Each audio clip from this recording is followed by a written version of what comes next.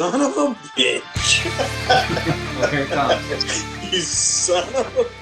He just goes mad, and he just rushes the hell out of Conway. Okay. Just bowls him over. Is this the Goldberg spear tackle? He just lunges at him. So, Conway, you're giving Homeboy his water bottle over here, making sure that he's not a demon, and then all of a sudden you hear a war cry, and you turn around and you get super tackled by Joe D. So you're tackled to the ground. I say that's a stamp in my knuckles. I've been knocked prone by this guy. I know he's an MMA fighter. Yeah, so I'm not sure what's going on, but I do know I'm in danger. So I go for my gun. Gerald gets a 8. Oh, natural 20 for Joe D over here. Jesus. You pull your gun out, and pretty much he puts you in this weird wrist lock and twists the gun around so that it's going to break your finger if you don't let go. And, you let go, and he throws the gun aside and just punches you square across the face as he's got you mounted. You're scrappy, and you know some moves to try and get out of this. But Eric, you see this happen. Is this a popcorn moment for you? Yeah, it was, and then Conway pulled his gun. For all the good it did me, it's over there now. At the very least, I'm going to try to get Joe D off you. I just want it stated that I'm not trying to pull him off. I'm running over with a drop kick. Like, I'm not taking any chances. Like the running Captain America flat back drop kick. Okay, so that's Eric's action. Joe. I proceed to choke him out. Not only was he an amateur boxer, but he's a fan of wrestling. Eye gouge. Oh, so you're not going to blind 2 people. Good going, Conway. Good going. Good going, Conway. This son of a bitch. Dirty son of a bitch. Joe, you're getting +1 to your roll for that. That was funny. I hope I succeed. I hope I damage one of his eyes, too. I'll be Gerald the Blinder. Gerald, this time you get a natural 20. What happens is you're able to break your wrist free. So you get the Three Stooges eye gouge, and it's not deep, but it's enough to where he pulls back just a little bit, and right when he straightens up, you hear, ah, and you see a flying drop kick from Eric knock Joe a good 6 or 7 feet away. And then Eric lands on top of you. For the moment, everybody's separated. Now what happens? I die for my gun. I still assume something horrible is at play here. I get up as quickly as I can, and I square off with him. I just say, what the fuck? The voice of reason. The fucking murdering son of a bitch. It's my wife down there. It's my fucking wife. I don't say this, but this is the first thing that popped in my head. You got remarried? Wait, that's your ex-wife? He just walks away and just goes outside. This is just too... Oh, yeah, that would make sense. Just far too much, too soon, too fast. Does it occur to Gerald that there's no vomit around her chair? Yeah, you would notice that. Puts his gun away. Just kind of look over at Eric. I can't really judge you for this one. I would head out to see Joe D. He's probably just lying in the dirt. Joe Dirt. Just lost his son. Looks like he couldn't save Megan. Eric's mother just died. It's blown off. He's just out there sitting on the ground. Now, Eric, that's what you see. Shit's all wrong. Don't disagree. We keep fucking losing. Keep losing people. I don't know about you, but I'm pretty much out of people. So, nothing that can prevent my wrath, and pretty much what's keeping me going right now. We got to deal with what I thought was just a body, and now is a relevant body. Can we do it out here? Yeah, I'm pretty sure they have pallets laying around or whatever. Tell Eric to deal with that guy. Take him out some camp. All right. But I just can't. I got you. I head back in, and I reluctantly toss Conway the Gumberculese. We'll take care of the body. All right, come on, man. We're going to get you to the hospital. He looks like he's having a hard time standing up. He puts his hand out to you.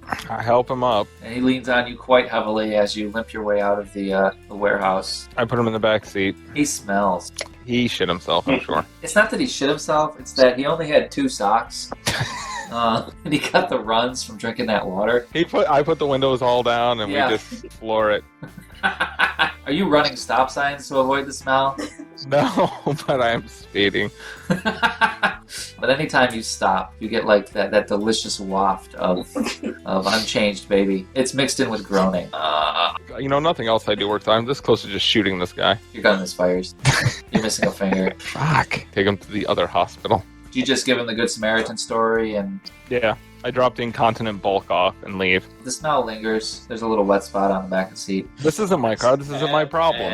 Well, how long does it take us to put together this pallets? Just stack up about 5 or 6 pallets and pull off some boards to stack around it. You get the whole thing set up in about 15 minutes. What I need to do, if there's anything I'm missing, is some sort of form of ritual or something. Eric, I just haunted me in life. I don't need to haunt that. Fair enough. I set it up as best I can. You salt, you burn the bones, a little bit of gasoline on there. It's a hot fire. Do you say any words about your piece of shit ex-wife who didn't deserve what she got? That's almost verbatim what he says. He just... From a distance, after you walk away a good bit, and the fire burns hot, the wood makes quite a tall shoot of flame along with the gasoline, and the bodies turn to ash. There shouldn't be any problems with her coming back as anything else, as far as you know. Conway comes back with Firebird, and you get in. Who's got shotgun? Hey, Piece of shit. I parked the car, got out, and climbed in shotgun. Like, you are sending up death flags left and right, Conway.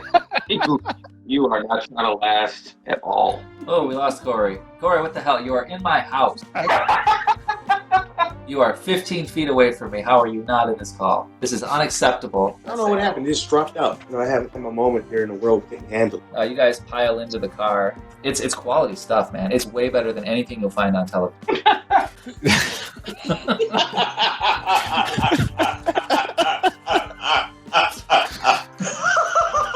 Tonight only, you see on the stream. Top donor, it's a coupon for a free pizza from Hungry Howie's. Pickup only.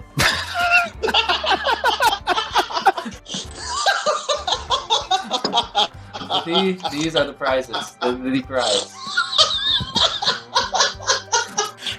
Just to clarify, if you want a free pizza, this is questionably illegal anyway. But it's not illegal.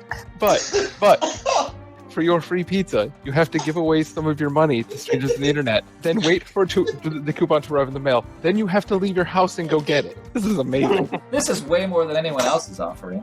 I just got to hear your thoughts on this. Please chime in. Listen, at this point, like, it's almost a deal at this point. Like, if you can wait like 5 days for that bitch to arrive, like, I mean, if you throw in $2, like, that's a $2 pizza, like. You're right. How low can you go to get a free large pizza? I mean, it's a discount large pizza at that point. It's not. On to my favorite part of the stream, which is the opening cinematic, and it is my favorite part of the stream because it is the part of the stream where I do not have to interact with my players. I don't know. I'm in the next room. Yeah, we will see. Lavos, the demonic bookkeeper, heard the metal hatch, the old abandoned missile silo creak open. He had been expecting this particular company for quite some time. It was musky and damp this far below ground. The concrete walls had cracked and started to leak from the decades of neglect. Also, curiously, he didn't know what they were eating, but there wasn't many places down here that weren't crawling with ants. While it would have been an easy matter to incinerate the lot of them. Yeah. Demon Slayer kicking in $5, but he doesn't want the pizza.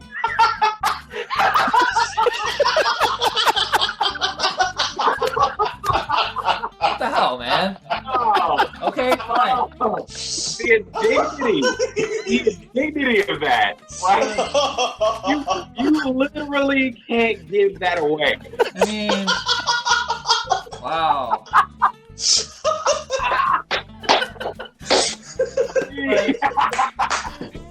That is the goddamn best. That's greatness. That is so good. Oh, that was epic. Also, curiously, he didn't know what they were eating. There wasn't very many places down here that weren't crawling with ants. While it would have been an easy matter to incinerate the lot of them, he rather enjoyed the ambience of thousands of crawling insects. It almost reminded him of the spider pools in hell, where souls were sent to swim in giant, bottomless pits filled with spiders, ranging from the size of horses all the way down to the size of fleas. As far as eternal torment went, that was one of his favorites. Besides, even though the ants were everywhere, they knew better than to bother him or his machine. Lavos heard the heavy metal door slam shut. It was only a few short moments later that he saw Valak make his way inside, carrying the black box with its little rivets poking out of it. Eager to be rid of it, he quickly walked over and placed it at the ground near Lavos' booth. The ants nearby on the ground scurried away with lightning speed, wanting nothing to do with the demonic item. "Which one did you find?" Lavos asked. "I'm not sure. This one has a giant eye on it that opens sometimes and looks around. And after I activated it, it shot a giant beam into the sky that turned a lot of people into ash right after it cut them to ribbons." That would be the brain, then. I knew if you looked long enough, eventually you would find a brain. Lavos chuckled at his own joke. What about the hunters? Taken care of for now. 2 of them are in the hospital. The girl we took probably won't survive the week. The others have no idea where I am. And thanks to the box, there's no one left alive that even knows where I am. Good, Lavos said, and Star coming in with $5.02. Please feed my father.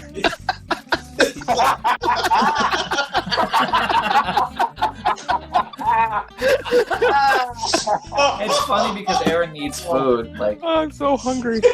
No, I had sloppy joes and tater tots for dinner. Yeah, this man needs sustenance. $5.02. I love that the mods thank each other for donating. No, they should. Like, I don't. What? Aaron, what planet are you from? Back to the opening cinematic, which I will finish eventually. What about the hunters? Taken care of for now. 2 of them are in the hospital. The girl we took probably won't survive the week. The others have no idea where I am. And thanks to the box, there's no one left alive that even knows where I am. Good, Lavos said.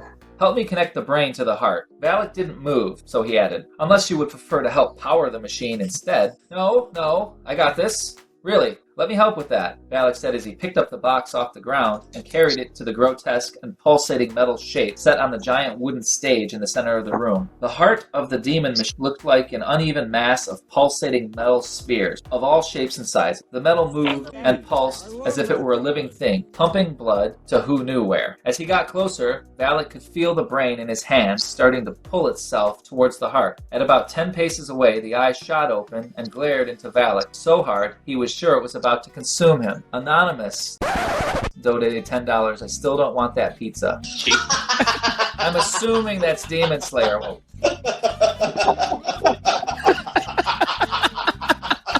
Damn it. God damn, man. Why are you trolling me so hard about that pizza, though? And Sis Hero taking the lead. He doesn't want the pizza either. Donated a homeless Italian. Where am I going to find a homeless Italian? That's so specific. That is so specific. It seems like it would be kind of offensive, too. He's like just making you go out and be racist. Like, I know you're hungry, and I'm like dangling this pizza in front of you, but you have to be Italian. If you have an Italian friend, go get them and you 2 can share the pizza. You know what? That's it. Like, tell me where to send it. Tell me which Italian you would like to have it, and I will send it. Italian. If you want the color of the pizza box to change on its way to your house, then get Hungry Howie's. 5 or 6 sentences out for this opening cinematic.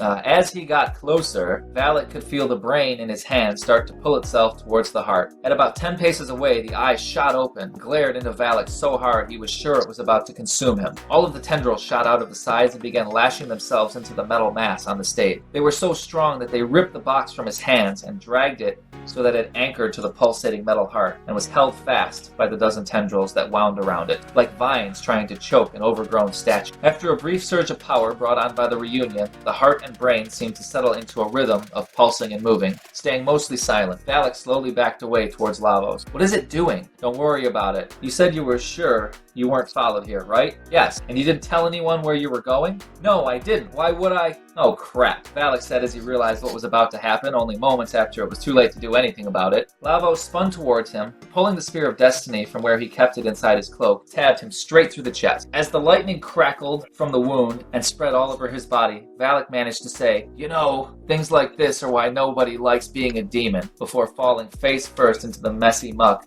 that had collected on the bottom of the silo. Lavos wiped the blade free of the black goo that was still clinging to it before walking to a small desk in the corner of the room. On that desk, along with open books and scrolls, sat a large golden bowl filled to the brim with blood. Lavos chanted softly over the bowl, and it started to bubble. Covered in blood and only vaguely shaped, a face appeared to peek out of the surface of the blood. The voice was thick and gravelly. "What is it you have to say to me?" "It is I, O Great One, your humble servant. We have the second piece. The veil is already starting to tear." The voice spoke again. "Do not disappoint me." And then the face sank back down into the bowl, and the blood was still. Lavos looked off to the side at Valak's body and smiled. The ants were starting to move in. He couldn't wait for the next few days, when the flesh would start to rot. Decaying meat always reminded him of the butchered field, where the bodies were hung upside down by meat hooks through the ankle, and then skinned alive, so the flesh could actually rot while they were still alive. Well, alive in the sense that anything in hell is alive. Regardless, it was going to be a fun couple of weeks while the ants went to work, and that is the end of the opening cinematic. The only lead you guys currently have is a guarded mansion with oriental decor in Rapid City, South Dakota. Baba Yaga's hut, the price was high, but you did get what you were looking for. You do have a location of the book that might help you make some sense of these Demon Machine information pages that Megan managed to steal for you. Well, I guess we start there. South Dakota's not too far off. Not really. You can make it by the end of the day. You guys take the Firebird, load her up, and get to driving. Eric. I'll drive halfway. I want to see how Joe D drives. Okay. After the death of his entire family. Yeah, I need a roll here. Pretty much, he drives safely and cautiously, but every now and again, as his thoughts wander, he gives a little extra gas. For nothing that puts anybody here. Like, you'll be on the freeway, everyone's going 80. You look down, you're going close to 90. Oh, crap.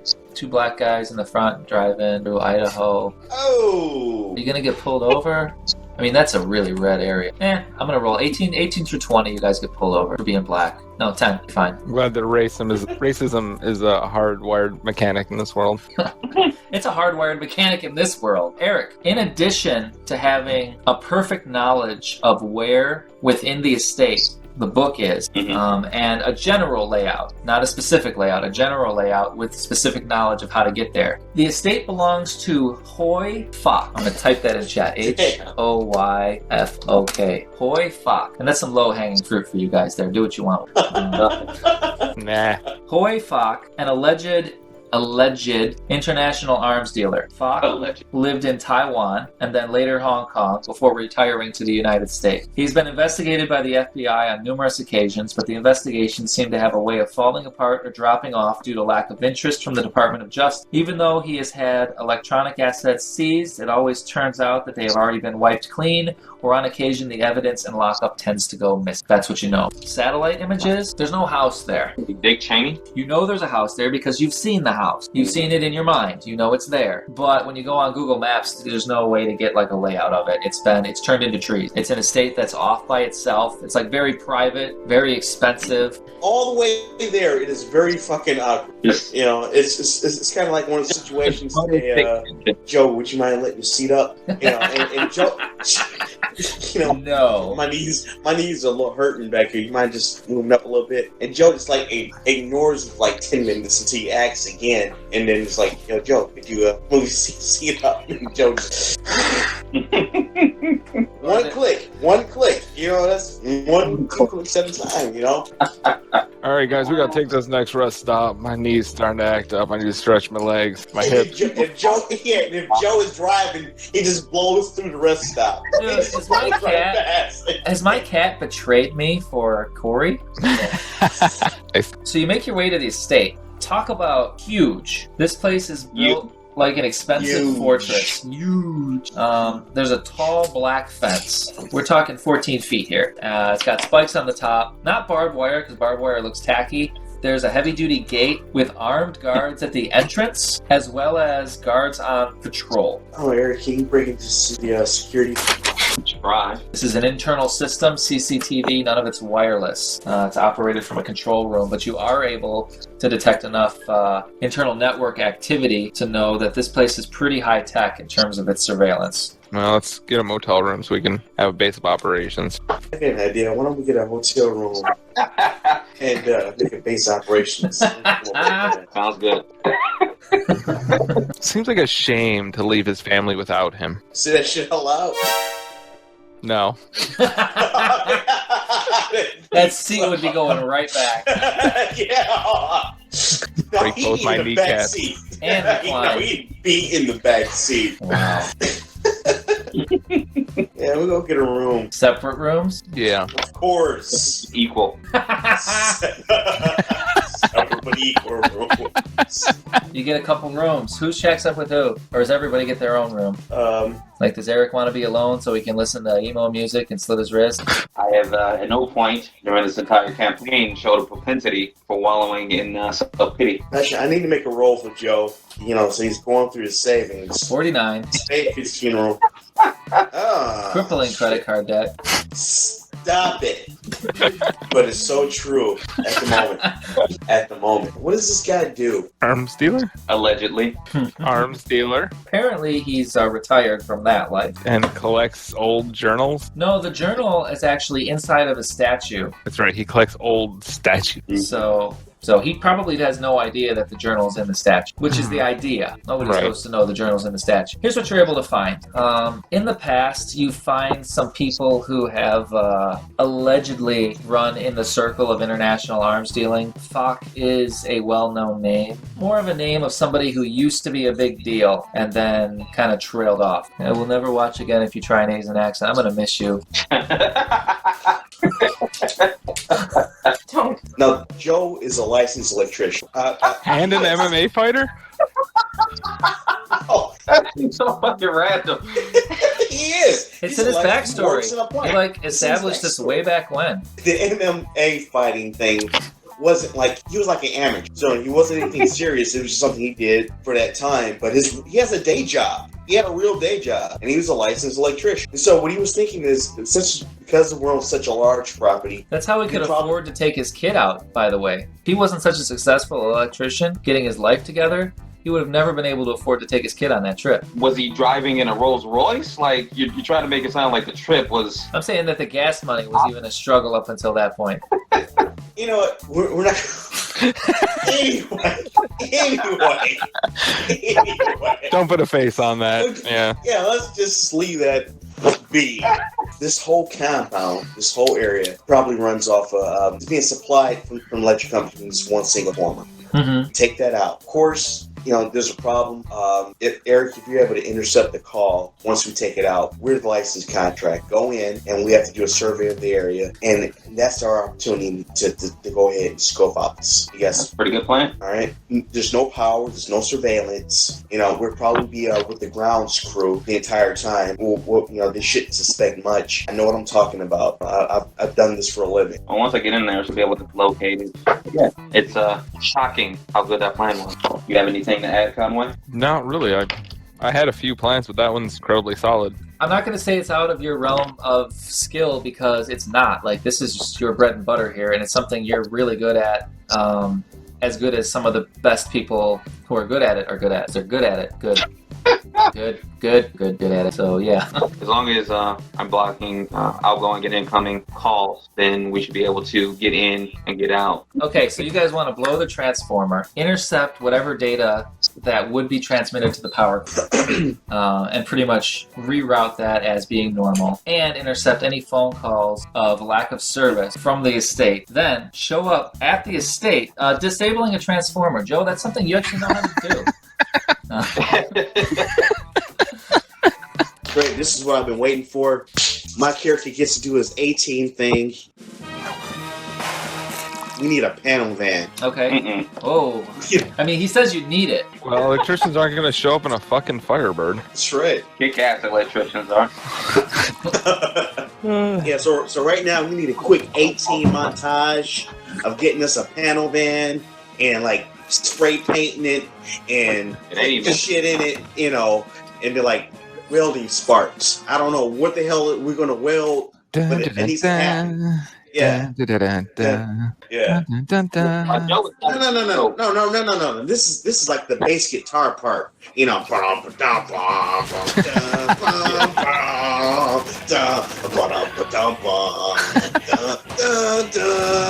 You know.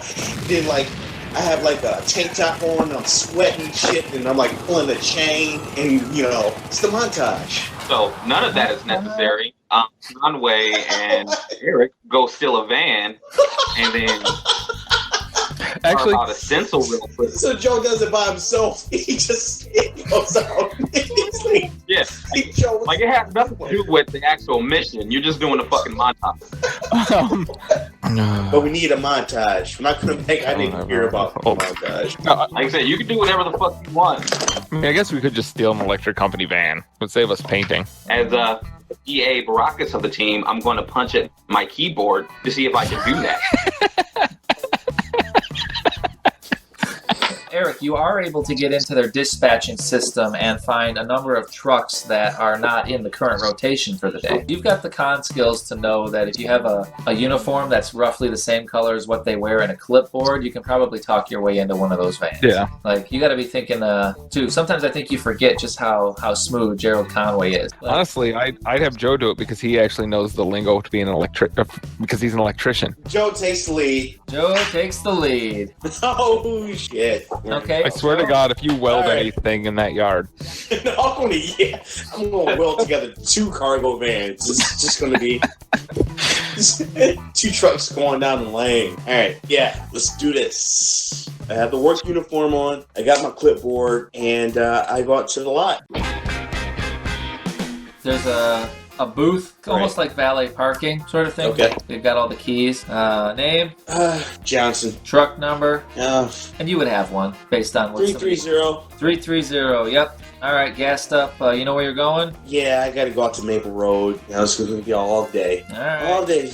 I've got it right here in front of me. I just need to know if you know. Yep. I know. I just need to know if you know. Jesus Christ, Robert. All right, hang on. And this person obviously gives no shits about, like, he didn't ask for your ID, which he's supposed to do. Got the uniform. That's all it takes. It is. You hit a blind spot. You know, how'd I get through the front gate? You know. Right. Where's the clipboard from? Yeah. What the hell has a clipboard? I was gonna say if he had a tool belt on with actual electrician's tools, like it only is more Oh convincing. yeah, no. Remember that bolt meter I took from the handy shop? I do. Right there. It's right there, baby. When Joe saw that shit, he was like, "Whoa, we're just taking shit." I've been with that volt meter for like 5 months. All right, so we have a truck.